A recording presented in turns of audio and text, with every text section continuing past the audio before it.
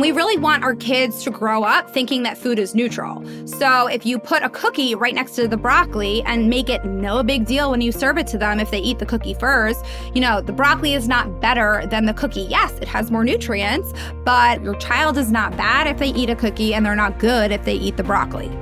Welcome to the Good Clean Nutrition Podcast. I'm your host, Ginger Hultin. I'm an integrative practicing registered dietitian nutritionist. Today, I'm really excited to introduce you to my friend and colleague, Chelsey Amer. She is a registered dietitian nutritionist and a certified intuitive eating counselor. She has a bachelor's degree in psychology and a master's degree in clinical nutrition. She's the author of 2 books, the Thrive in 5 ebook and the 28-day pescatarian meal plan and cookbook. In this episode, we are going to discuss moms who want to model healthy food relationships for their kids, but first, they need to address their own food issues. So whether you're a mom or you have a mom or you think about the way that you model food behaviors might influence anyone around you, this episode is going to have a lot of key takeaways. Welcome, Chelsey. I'm so excited to be talking to you today. Thank you. I'm so excited to be here. So, an entry point to working with you is helping a person's family, but the work really starts with examining your own relationship to food. And that rings true for so many aspects of parenting. The number one thing that parents need to do is look at their own relationship with food first. What is your history with food? What was food like in your house growing up? Was it a positive experience, a neutral experience, maybe a negative experience? Really examine your own history before you can make changes and decide how you want to approach food with your kid. That's true, again, of so many aspects of parenting. They see gentle parenting, aggressive parenting, all these different parenting techniques.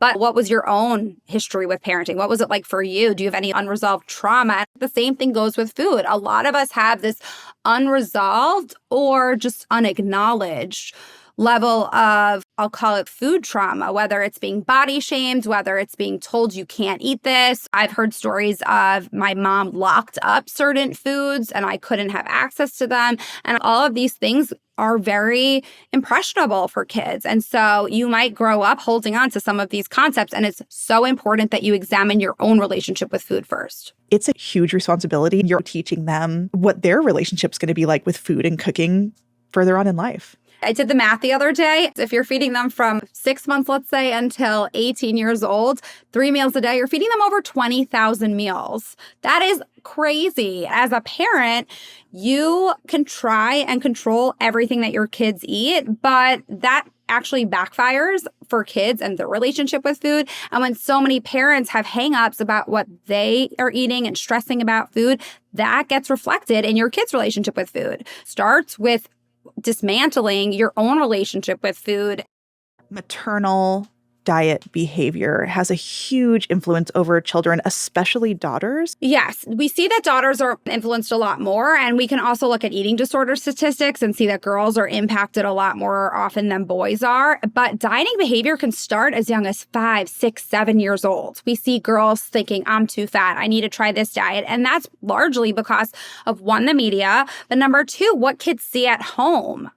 Kids are sponges. They absorb everything around them. So even if you think you're not talking about your diet, your kid sees that you're not eating pasta on pasta night and that mommy always gets the salad when we order pizza. And so even if you're not talking at all about dieting, you're almost sending these like subliminal messages. As a parent, you're your kid's number one role model. Your kids, they're around you the most. They see you all the time. And so they see your actions, and that has a really big impact on their own actions. You have to be really careful about what your kids are watching and learning and absorbing, but also it starts with your own behavior at home. That's such an important message. And I am not a parent, but I think so much about how I message and set the tone for eating around my nieces and nephews. Family structure is also interesting because you're right, kids are just learning. And that's why I recommend so many of my clients do try to eat as a family and build that food culture together because it's so important for your children's future relationship to food and body. Studies are almost unanimous on the importance of family meals and how that has such a positive impact on kids, not only for their relationship with food, but grades in school, their attention, your closeness in your relationship. I have a daughter who eats a bread and cheese diet, I like to say. She has bread and cheese in many different forms, but she is so picky.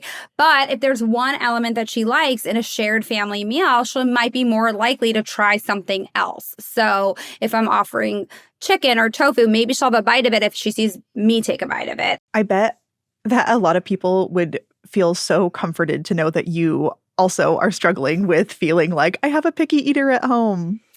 Yes, for sure. And I have 2 kids. My son is 4.5 and my daughter turned 2 a couple months ago. And my daughter is the tough one. My daughter does not eat any fruit.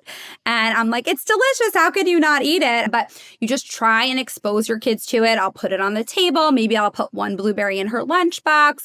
You just keep trying. So yes, dietitians have picky eaters too, even if you do all the right things. The best thing you could do is not stress over your kids' picky eating. Keep exposing them to a variety of foods and actually take the stress off of it. Don't make them earn their food. Don't make them earn dessert. Really just try to make food a low stress environment as possible, and they'll probably eat more. It sounds like you just need a lot of patience and a calm attitude going into it. Patience is the number one word for parenting, and it's hard. It's hard to constantly have patience day in, day out, also when you're sleep deprived. What does feeding kids well mean to you? The number one thing is that your kids are nourished and they're well fed, that they have access to food. They're eating a variety of food, as big of a variety as they can handle right now, and that you're feeding them consistently. They know that they're going to get their 3 meals a day. They know that they're going to have a snack in between so that they're not getting over hungry and then cranky. That is number one, most important, that they can anticipate when mealtime is. One of the best things for kids is to keep them on a schedule. Kids do so well with routine. One of the best pediatric feeding tools is Ellen Satter's division of responsibility. And she really says that parents are in charge of what your kid is eating and when they eat, and that the child is in charge of if they eat and how much they eat. That's just a really good high-level guideline to follow for kids to feed them well. What is always interesting to me about Ellen Satter's work, and she's so important, is the autonomy. And that starts really early, it sounds like. One of the best things that has happened to the feeding movement, I suppose we can call it, for children is baby-led weaning, really letting kids take the first step instead of shoving a spoon in their mouth, really letting them explore food and decide, am I going to eat this? Do I want to try this? Kids need multiple exposures, more than you probably think, of food in order to try it, especially if you have a pickier eater. But it's really important that you expose your kid to food and that they really have that autonomy in trying it on their own time, and you're not forcing your kids to try something. My experience in dietetics in general is forcing people to do things doesn't typically work well. Guiding them and offering options is often the way that creates real change. Yes. And I would say that's like a tenet of parenting too. I mean, even trying to get my daughter dressed, I'm like, do you want to wear this or this? There has to be options, right? And the same thing goes with food. Offer maybe one thing from each food group, or try and get at least a couple of things on the table that you know that your children like. I know one of my kids' favorite meals is making a bunch of leftovers, whether I have like a couple pieces of chicken, or maybe I have some leftover roasted sweet potatoes and some broccoli, and I'll throw in a few chocolates on there so that there's something fun there. And then they get to pick what they want on their plate. And I normally put a lot more food on there, just anything that's left over in my fridge. And they get the ability to decide what they want to have for dinner, knowing that I chose what's on that tray. So anything they're picking, I obviously approve of. And so they're then building their own plate and they get to take charge of that. And even at such a young age, my children ask for that type of dinner all the time. That's a really amazing idea.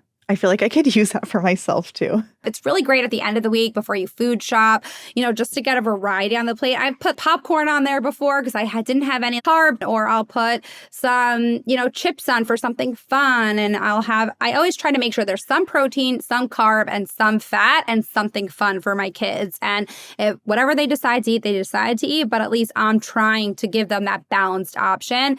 And it's fun for them. You switch it up and they love it. Yeah, I really like the emphasis on fun.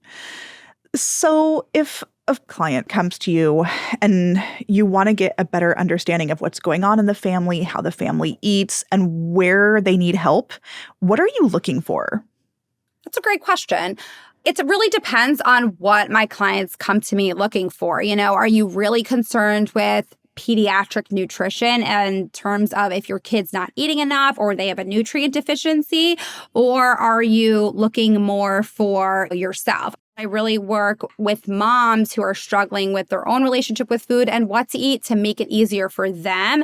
And then that trickles down to their family. So how can I feed my kids more balanced meals? Or my kids only want to eat snacks. And then that's something that I can work on with them. But it really comes from the mom down, not so much as like a primary concern with the child. You specialize in working with moms and working with women, but it's important to also reflect that you are talking about dads, you're talking about caregivers, you're talking about grandparents. Yes, absolutely. Anyone who is feeding a child, taking care of a child, has a really large role in influencing their children and the relationship with food. So it's not just moms. This goes for any caregiver, anyone's relationship with food, whether it's even a teacher at school. If you are a teacher, you can also largely influence the students that you work with. So this really goes for anyone that works with children or is in charge of feeding children. So you mentioned busy parents. I want to talk about some common traps that you see busy parents getting caught in, like ignoring cravings, for example. What happens when busy parents try to shut those down or ignore cravings? One of the most common things that happens is that they just forget to eat or they don't eat enough during the day. And that can actually instigate cravings and make cravings a lot worse. One of the best things you can do is just think a little bit in advance of, like, where am I fitting in my food today? What am I going to eat? What can I pick up? What can I take with me? So that you are eating enough throughout the day so that you're not coming home at the end of the day and reading your snack cabinet, eating all your kids' snacks. And we really need to prioritize carving out mealtime. You wouldn't skip one of your children's meals, so don't skip your own meals. Don't ignore your own hunger. One thing that I love that you focused on was prioritization. Feeding yourself and giving your brain the energy it needs and your body the energy it needs, whether for yourself or your child, is the foundation of your day and your life. Yeah. And I would even say is the foundation of parenting, because every parent knows that when you are hungry, it's easier to snap at your kids or at your partner or at anyone, really. Also, nobody wants to get hangry, that term of like when you're hungry and then you get angry or, you're quick to temper. And when you have so many things going on, eating is that fuel that you need to get through your day feeling a lot better. Absolutely. I want to hear your opinion on the Clean Plate Club, or saying something like, oh, you have to finish your meal. There's hungry children around the world, or you have to finish your plate to get dessert. How do you think about some of those common sayings? One of the best things that you can do for your kids is to let them honor their own hunger and fullness cues. And this is one of the hardest things to do as a parent. A lot of people who are parents now grew up with parents who told them, you have to finish your plate. That was a very common phrase that was used, and it's just getting passed down from generation to generation. But in reality, one of the best things you can do is have your children honor their hunger and their fullness cues. Eat when they're hungry, stop when they're full. And sometimes that means taking one bite, and then they're like, I'm full, I'm done. It's really important that you let kids trust their own bodies and really stop eating when they are full, because kids will eat again when they're hungry. We see it with babies. Kids are born intuitive eaters, and kids under 5 really retain those skills of honoring their hunger and stopping when they're full. And we need to trust that as parents. But that is hard if you yourself can't do that and you're used to just ignoring your fullness and cleaning your plate because that's what's there.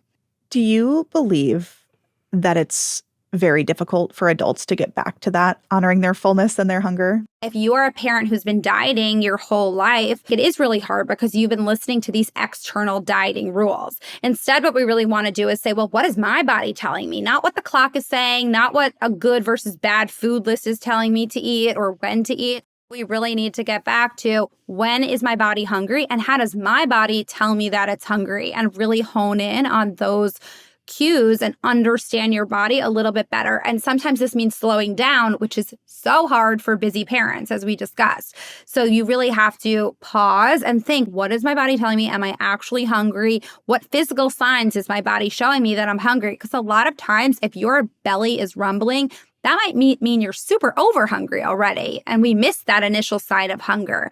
So we really want to start to pay attention to that. And that's where working with someone can really come in handy. Yeah, to get an outside perspective. And I'm so glad that you brought up the concept of good versus bad foods. I hear that a lot, whether it's a food is good or bad, or I've been good or bad in relation to certain foods. But you mentioned something so interesting about how food and nutrition is being taught in school. Like I know sometimes it's like red, yellow, green light foods. Tell me more about this good versus bad mentality. Yes, I can even tell you a little story of what happened in my son's pre-K class. My son comes home one day and goes, this food is bad and this food is good. And I was like, whoa, whoa, whoa, where is this coming from? Because I don't talk like that in my house. I take a very neutral approach to food. There are no good or bad foods. There are some more nutritious foods and there are some fun foods. But, all food has energy and can do something for our bodies. And that's really how I approach food with my kids. So the fact that he came home and was like, this is bad, I shouldn't eat this, or this is good, I can eat this, was really alarming to me. There's a lot of food curriculum that labels food as good or bad, or this is healthy, this is unhealthy, or this is junk was another word my son was throwing around. And I was like, I've never used that word, so where's that coming from? And instead of polarizing food for kids, what if we just taught them what food actually does? So instead of categorizing food as good or bad, say, you know what? Red food is really great because it has antioxidants. And really talk to kids about the colors of foods, or that food gives us energy and certain foods have more energy or less energy. And we need to pay attention to how it makes our bellies feel. And that's a really more approachable way to talk about food without giving it a polarizing viewpoint. That is an amazing story. What did you do, Chelsey?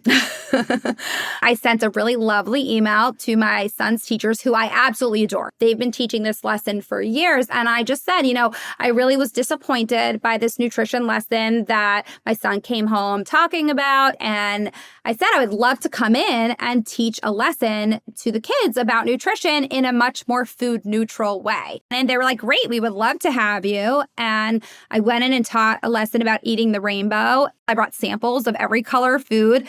It was received so positively. And a lot of these kids who don't eat any fruits or vegetables were trying all these different colors. And we were comparing, an orange pepper to a yellow pepper. And can you taste the difference? And they thought that was so cool. So it was really about reframing how we teach kids about food. It's so powerful to get them excited about the foods that are really nutrient rich, or foods that they might not otherwise be experimenting with, rather than shaming foods or calling foods bad or junk. I didn't mention any of the, quote, bad or junk foods that, they had learned about. I just taught it from a positive perspective. What was really awesome is that I actually just went into my son's class, and this is like 6 months later, and baked cookies with them. So they saw the same lady that was teaching us about fruits and vegetables is now making cookies with us, and they were both positive experiences. So that was like a full circle moment. I'm not sure if the 4-year-olds caught on that, but I was like, this is great. Orgain's all-in-one nutrition shakes are formulated for everyday nutrition and cater to a variety of health needs and conditions. Available in dairy and plant-based options, these shakes have been carefully crafted to deliver 16 grams of high-quality protein, along with up to 22 essential vitamins and minerals, and a wholesome blend of organic fruits and veggies. For little ones, Orgain offers plant and dairy-based organic kids shakes balanced with 8 grams of protein, essential nutrients, and a delicious mix of fruits and veggies. Even the pickiest kids will be asking for more. Take charge of your health and the well-being of others with Orgain. Visit Orgain.com today to explore the full range of products. What about kids getting enough protein? I know there's a lot of chatter out there about protein and milk. How do you know that kids are getting enough protein? How do you approach that? I often say, and every kid is different, so if your kid has a special need, then this may not apply for them. But if kids are eating enough for their bodies to grow, they're likely getting enough protein, especially younger children. Kids' protein needs are much lower than we actually think they are. There's such an emphasis right now on protein in the nutrition world. I hear everyone's focusing on protein. But for kids, really, they're probably getting most of their protein if they eat some milk throughout the day, if you have one scrambled egg, or if kids have a string cheese, like they don't need that much protein. And a lot of foods that you may not expect contain protein. If you give your child a whole grain slice of bread, that slice of bread contains protein, and your kids don't need that much. So it's contributing a significant amount, likely for young children. Your kids are likely meeting their protein needs if they're growing adequately. And of course, if you're concerned, I would always suggest working with a dietitian, asking your child's pediatrician. Yeah, there's very clear help out there. It's so important when you go to the doctor to say, hey, can I get a referral to a pediatric dietitian? I mean, we are literally there to help. Absolutely. So what about the other side of this? I'm so glad that you talked about protein, and I hope that helps calm some fears. But what about all the messaging about added sugar and sugary cereals and sugar in drinks and that focus of keeping added sugar low in children's diet? I think it's a very valid point that we want to keep added sugar lower in children's diets, because if you have a diet that is very high in added sugar, it's displacing other nutrients. And so in order to make sure that your kids are having that well-balanced diet and eating all the nutrients they need, that's why we want to minimize added sugars. Of course, allow your kids to have fun at the birthday party, have dessert in your house regularly, because if we keep these foods as off limits, your kids are going to feel out of control around them. And if you've ever seen a kid who has parents who keep no sugar at home, they go crazy at birthday parties and they can eat slice after slice of cake or snacks, whatever is available. And if you regularly give your kids sugary foods, different desserts, they won't feel as out of control around food when they are presented with sweets. So regularly serve your kids dessert. Even better, get in the kitchen and make dessert with your kids. Baking with children, it's such a good lesson. They learn so many different things, but they also get to see how it's made, and then they follow directions and maybe even doing math with them. I always like to say, have it with the meal. You might think, my kid's only going to eat the cookie if I give a cookie with the meal. But that's really not what happens when you do it regularly and often, is that the kids might eat the cookie first, but often they'll eat the rest of their meal too. But if you make a kid wait until after their meal, and this is really important, then they start to lose those fullness cues that we were talking about earlier, because every kid pretty much wants the dessert. So they're going to fill up on their meal, and then they're going to want to eat the cookie anyway. So then they're eating past their natural fullness, and that's teaching them to eat past their natural fullness often. So instead, what we want to do is serve it with, so that they can eat what they want. And again, you're deciding what your child is eating, but they're deciding if they eat it and how much. So then your child is deciding, do I eat the cookie first? Do I want to eat my chicken first? Do I want to eat my sweet potatoes? They really get to decide. That is an incredible concept. It disarms the different types of food and sort of just makes them all more equal. Yeah, and we really want our kids to grow up thinking that food is neutral. So if you put a cookie right next to the broccoli and make it no big deal when you serve it to them if they eat the cookie first, the broccoli is not better than the cookie. Yes, it has more nutrients, but it's not better, and it does not make your kid better. And again, it goes back to that same thinking. Like, your child is not bad if they eat a cookie, and they're not good if they eat the broccoli. For sure. For sure. Well, and you've mentioned a couple times getting kids in the kitchen and cooking, and that's such an important concept. I hope more people take advantage of that because it's also fun. But there's some stress on parents to make everything at home, or feeling like you have to do dinner at home every night. Homemade is superior. How do you approach that with people? I had a client who was paralyzed because she thought if she didn't make everything from scratch, down to the croutons in a salad, her salad dressing, chopping the lettuce herself, making the chicken, whatever she was baking, if she wasn't doing that all herself, she just wouldn't do it at all. And so that led to them ordering in 6 or 7 nights a week. And then she felt guilty that she wasn't cooking for her kids and this whole thing. But over time, we said, well, what happens if we can do this whole semi-homemade concept, right? If you pick up a rotisserie chicken, you buy a salad dressing that you feel good about, you buy some whole grain croutons from the store, and then you can easily make a dinner at home. Not every meal needs to be homemade. Not everything needs to be done yourself. Those are two very important concepts for parents to remember, because there are only 24 hours in the day. But I always like to say your 24 hours as a parent are very different than your 24 hours before you had kids. Sure. And, a lot of my clients are really busy. They're in cancer treatment. They are professionals, and they also are in a similar boat. I forever am recommending bagged salads because chopping veggies and chopping salad is a huge barrier. So being able to have that easy to prep, easy to throw together is so powerful and takes a lot of pressure off. Absolutely. And even if you're ordering in dinner or you're using a frozen meal, and there are so many great options available, you can always just think about, well, like, what can I add? What can I add to this? Maybe that's adding frozen broccoli and you thaw it and throw it in the oven really quick. You can always add some nutrition to a meal to enhance the nutrition without feeling bad or guilty about ordering in often.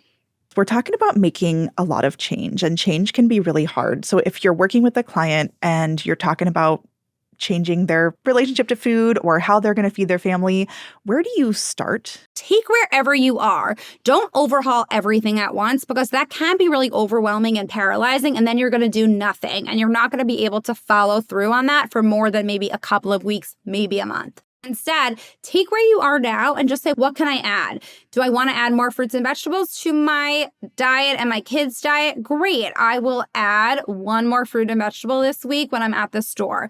Or maybe it's buying pre-cut vegetables and keeping them in the fridge so that you can grab them, or pre-cut fruit. Make it super simple for yourself. But the first question to ask is, well, what can I add to this to either balance your plate? And by balance, I mean having a combination of carbs, protein, and fat and vegetables so that you have, a well-rounded meal that keeps you full, keeps you energized and satisfied as well.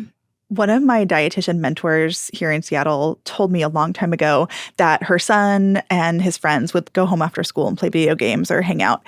And she said, I can either put a bowl of chips in front of them or I can put a bowl of veggies in front of them, and it doesn't really matter. Like, they'll eat either one. And I thought that was so funny. So I started to do it, like at parties or when I have my nieces and nephews. And it really is, if it's convenient and it's easy and it's right there, a lot of kids will just go for it. It's incredible. 100%. Sometimes we don't give our kids enough credit, right? We think that kids won't like this, or we make assumptions for them, maybe because we don't like something ourselves. But if you get your kids involved, and it's, of course, takes longer and it's harder to go grocery shopping with your children. But if you take your kids and say, well, what vegetable do you want to try this week? You can pick anything you want from the store. They'll then be really excited when you make it at home and make it in a more delicious way. Maybe that's with a sprinkle of cheese on top or well seasoned or something like that. So really getting your kids involved can be so important. I talk a lot about meal prepping and meal planning, as I know you do as well. But when kids have a say, again, they have more autonomy, they have more choice in what are we going to eat this week or what are you excited about? They're more likely to engage that way too. Absolutely. If you are someone who likes to garden, get your kids involved and maybe plant a couple of vegetables this summer and then have your kids watch them grow, and then they'll be more excited to try it as well. So if you are a gardener, that's just like a little tip that they can also get involved that way. Ooh, that's a really good suggestion. What about when you find a parent practicing restricting food, like locking things up or, not allowing certain things? How do you help them move out of restriction? The parent has to want to move out of that restrictive mindset themselves. So if a parent really wants to leave restriction behind and move out of that restrictive mindset, then piece by piece, we work on letting go of that dieting mindset. If someone's been dieting for 20 years, it takes time to really dismantle that mindset, what influences them. Again, looking back at their history, where did this come from? Why are you restricting? What is your motivation? It just takes time to really help them understand, well, what does food do for you? Why are you following certain restrictive food rules?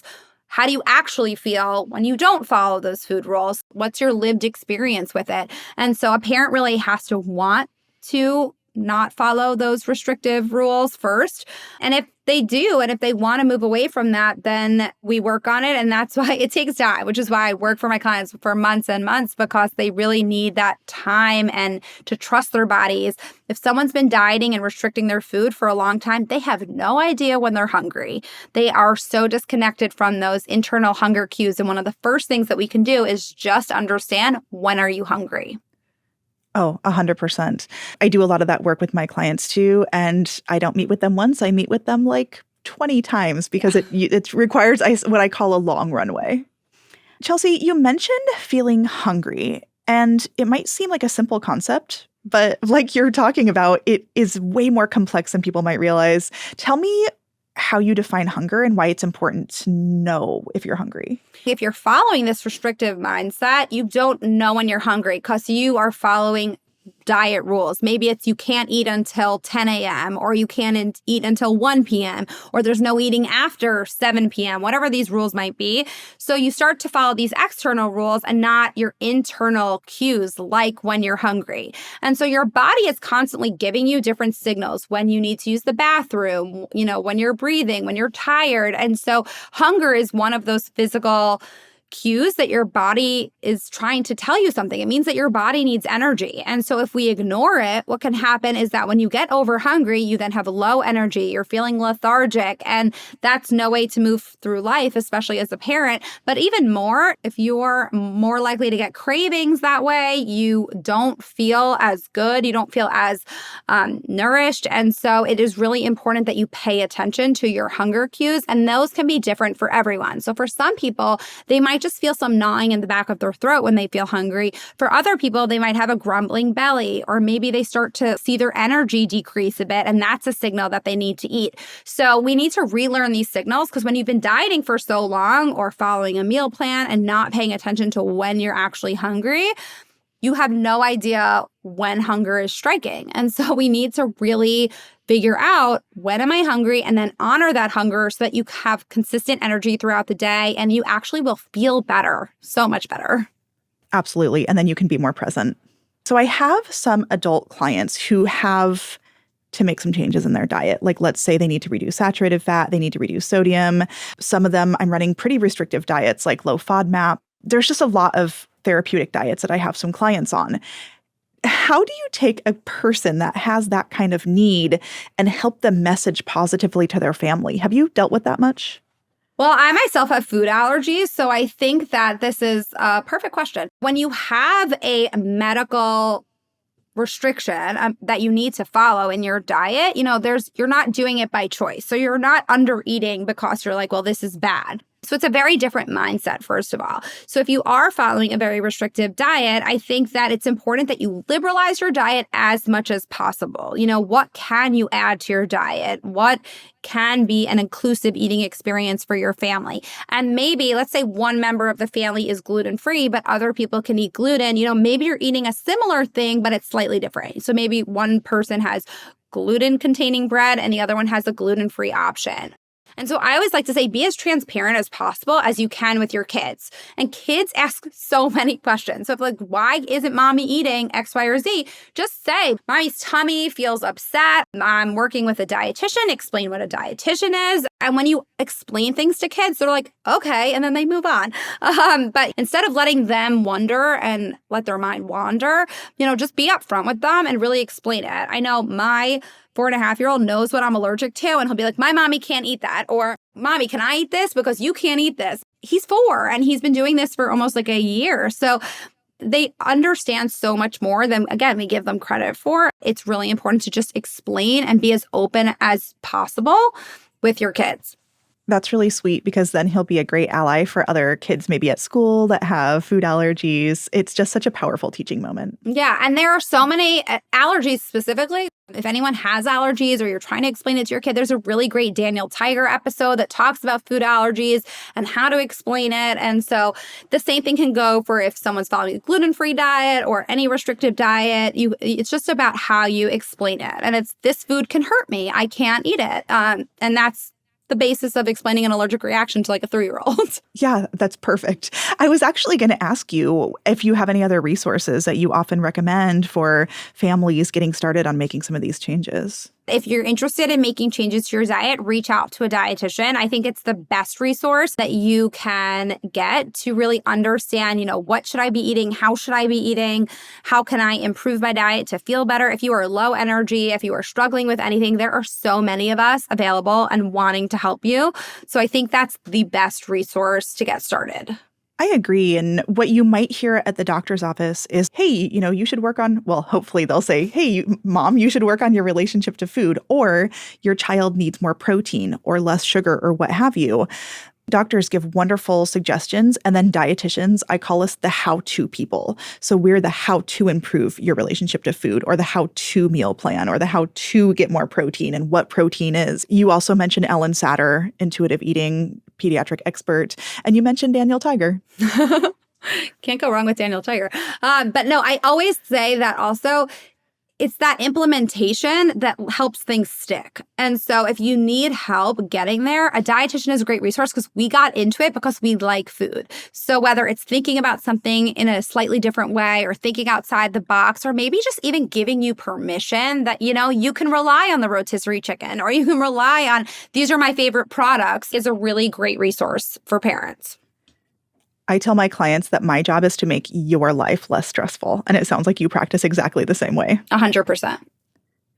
Chelsey, I'm so happy to have you on as this expert talking about how to work on your own relationship to food so that you can help your family. And that goes for parents, and it goes for caregivers, and it goes for all sorts of folks in schools, in families. And I just love the message about how you can confidently set the example that you want for your kids. And that work truly starts with ourselves. Absolutely. I'm so glad I could be here today. In the next episode, we are going to do a deep dive, Chelsey, into intuitive eating, and I'm so excited to explore it with you. I can't wait. Our show is sponsored by Orgain and produced in collaboration with Large Media. That's LARJ Media. Thanks for listening to this episode of the Good Clean Nutrition Podcast. To stay up to date on the latest podcast episodes, be sure to follow. If you like this podcast, I'd love for you to let me know. You can rate and review this show on Spotify and Apple Podcasts, or you can give us a thumbs up on YouTube if you're watching right now. I'm Ginger Hultin. You can find me online at gingerhultin.com. Thanks so much for listening.